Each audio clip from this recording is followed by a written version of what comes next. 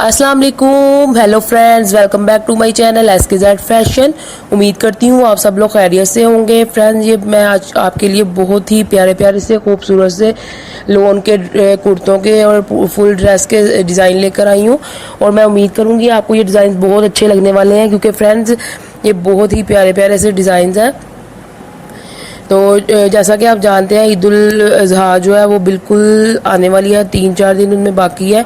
तो इसलिए मैं आपके लिए पहले से ही डिज़ाइन लाई हूँ ताकि आप ये डिज़ाइन देख के और फ़ौरन अपना जो कुर्ता है इस टाइप का स्टिच करवा सकें।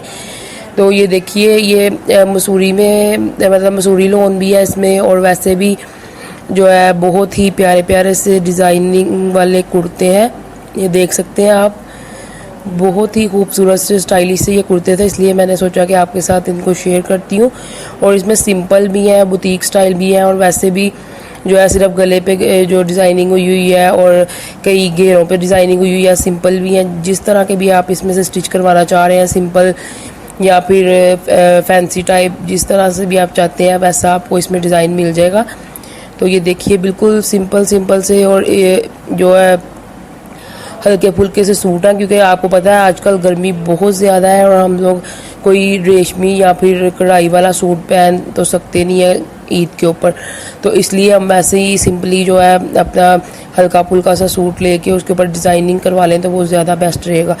तो इसलिए मैं आपके लिए डिज़ाइन लेकर आई हूँ, बहुत ही खूबसूरत से डिज़ाइन है। फ्रेंड, आप सब डिज़ाइन देखिएगा और मुझे कमेंट करके लाजिम बताइएगा आपको कौन से वाला डिज़ाइन अच्छा लगा है।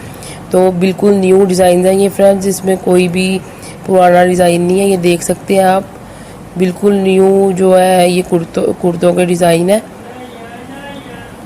तो ओके फ्रेंड्स, आप सब डिज़ाइन देखिए और वीडियो को लास्ट तक देखा करें, और ताकि आपको सब डिज़ाइन का पता चल सके। और मेरी वीडियो को ज़्यादा लाइक शेयर किया करें और कमेंट करके मुझे लाजिम बताया करें आपको कौन से वाला डिज़ाइन सबसे प्यारा लगा। ये देखिए कितना खूबसूरत सा डिज़ाइन है ये।